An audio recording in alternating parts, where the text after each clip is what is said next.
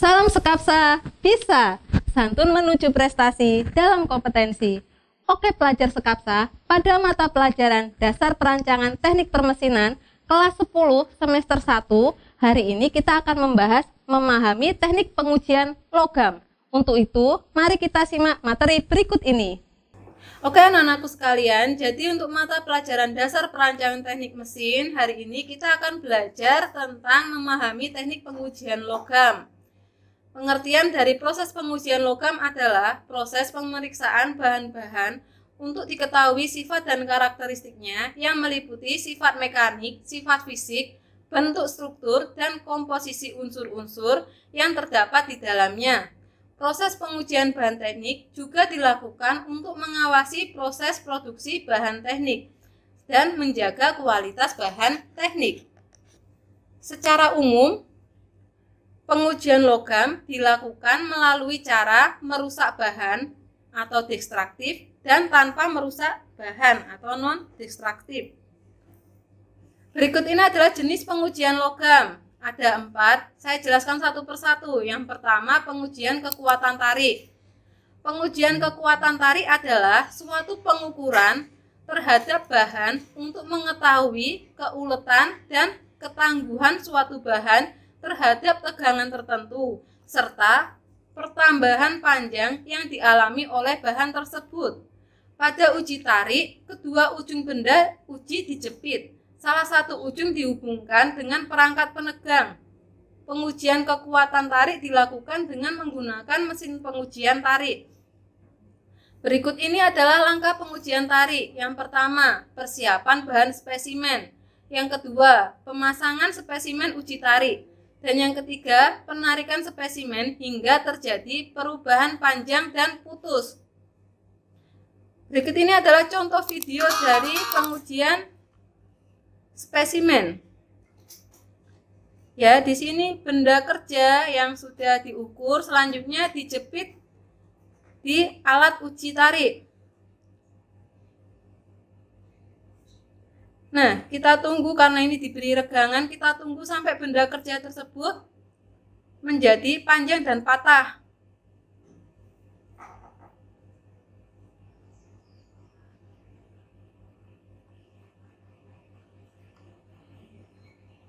Oke, ini sudah mulai hampir patah. Nah, berikut ini adalah diagram dari benda kerja tadi ya. Yang mana dari awal benda kerja adalah berada di daerah elastis. Selanjutnya ketika mulai dipanjangkan, dia berada di daerah plastis. Ketika benda kerja sudah mulai hampir patah, dia berada di tegangan maksimumnya dan berada di daerah neckling. Selanjutnya ketika terjadi patah, benda kerja tersebut berarti sudah berada di tegangan patah. Untuk yang kedua, ada pengujian kekerasan. Pengujian kekerasan merupakan salah satu sifat mekanik yang dimiliki suatu bahan teknik dengan tingkat kekerasan pada permukaan logam yang berbeda-beda. Hal ini juga menyebabkan alat uji kekerasan juga berbeda-beda. Secara umum, pengujian kekerasan dilakukan dengan 3 pengujian, yaitu yang pertama, pengujian Brinell, kedua Rockwell, dan ketiga Vickers. Untuk pengujian Brinell dilakukan dengan penekanan indentor berbentuk bola baja yang telah dikeraskan terhadap permukaan bahan. Setelah penekanan, akan terlihat cekungan bekas penekanan. Maka, diameter paling atas dari lekukan tadi diukur secara teliti untuk kemudian dipakai sebagai penentuan kekerasan logam yang diuji. Angka kekerasan Brinell dinyatakan sebagai beban atau P dibagi luas permukaan lekukan. Untuk luas ini dihitung dari pengukuran mikroskopik panjang diameter jejak. Berikut ini adalah contoh video tentang pengujian Brinell. Jadi di sini kita atur dulu ketinggian sebagai tempat bahannya yang akan diuji. Nah, ini ada animasinya.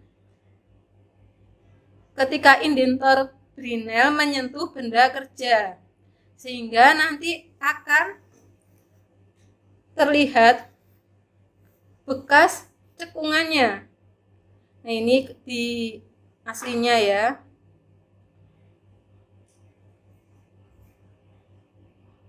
Oke, jadi nanti akan kita hitung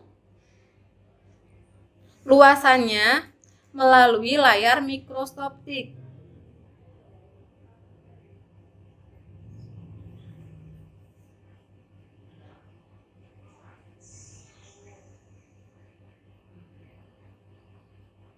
Nah, sini akan langsung otomatis kelihatan ukurannya. Selanjutnya ada uji kekerasan Rockwell. Uji kekerasan Rockwell dilakukan melalui penekanan ke permukaan benda menggunakan indentor berbentuk kerucut berbahan batu intan. Pembebanan dilakukan secara bertahap, yaitu dengan kekuatan 10 kg pada beban pertama, kemudian 150 kg pada pembebanan kedua, dan diturunkan kembali ke beban 10 kg.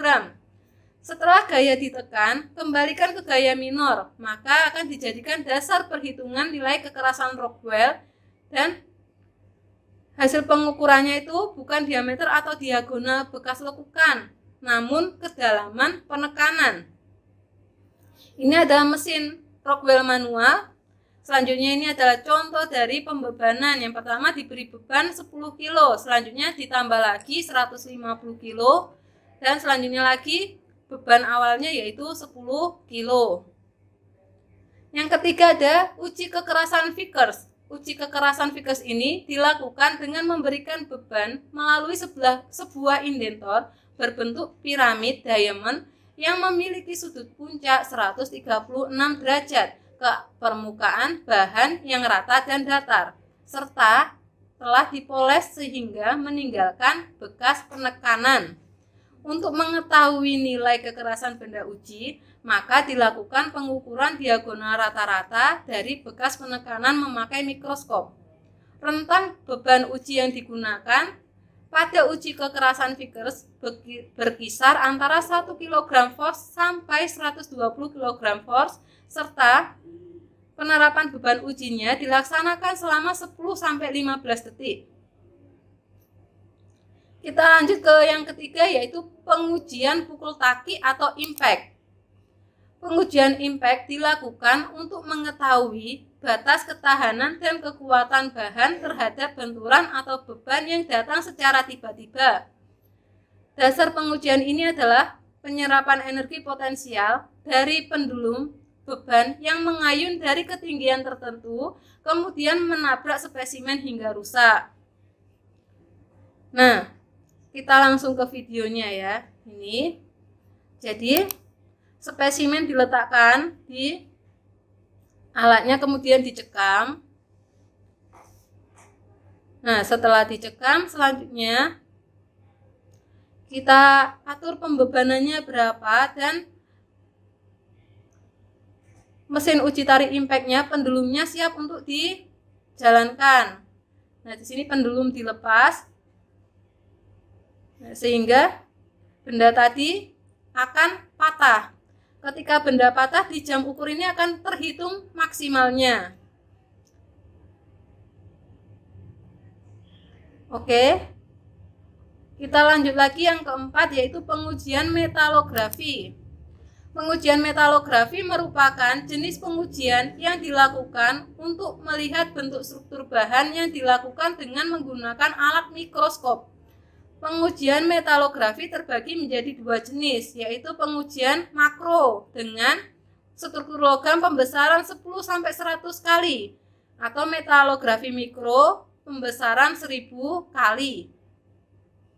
Untuk mengamati struktur mikro, pada umumnya menggunakan struktur mikroskop optik.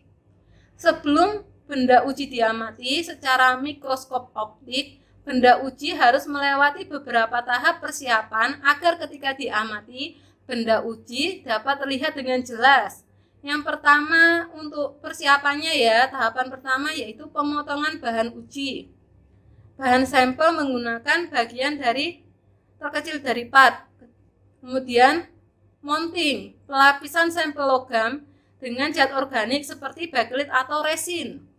Untuk selanjutnya tahapannya adalah penggerindaan permukaan. Penggeridahan ini dilakukan untuk meratakan permukaan sampel dengan menggunakan kertas atau bahan abrasif. Yang selanjutnya ada pemolesan. Tahap akhir dari perataan permukaan sampel, syarat permukaan sampel harus bebas dari goresan seperti cermin bentuknya. Yang kelima, pengecsaan. Pemberian cairan kimia tertentu pada permukaan hasil polishing untuk penampakan struktur mikro tertentu di bawah mikroskop.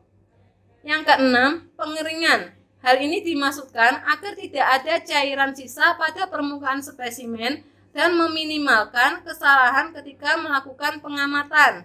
Dan yang terakhir ada viewing. Pengamatan dilakukan dengan menggunakan mikroskop elektron.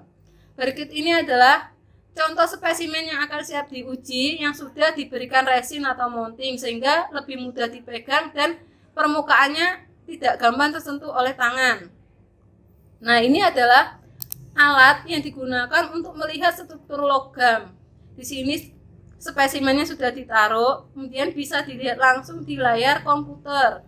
Nah, ini struktur logamnya langsung terlihat di layar komputer. Untuk selanjutnya,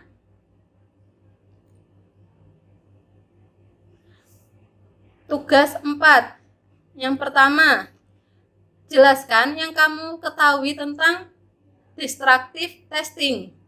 Dan yang kedua, sebutkan dan jelaskan 3 metode pengujian kekerasan. Nah, ini untuk sumber materi yang saya ambil dalam pengerjaan PPT ini, yaitu buku dasar perancangan teknik mesin, penulisnya Ratna Putra, penerbitnya Mediatama. Kemudian video-video yang saya ambil dari YouTube, ada pengujian material uji tarik dan sebagainya, bisa kalian baca di sini. Oke, demikian untuk materi hari ini dan terima kasih. Baiklah pelajar Sekapsa, demikian materi hari ini mengenai memahami teknik pengujian logam. Dan untuk pengumpulannya, kalian bisa mengumpulkan melalui Google Classroom. Dan jangan lupa like dan komen untuk mendukung program ini. Klik subscribe dan tekan tombol lonceng supaya tidak ketinggalan informasi. Dan share jika menurut kalian video ini bermanfaat untuk orang lain. Sampai jumpa di video kita selanjutnya. Salam Sekapsa, bisa! Sekolah berbudaya industri, berkarakter wirausaha, menjadi idola sekediri raya.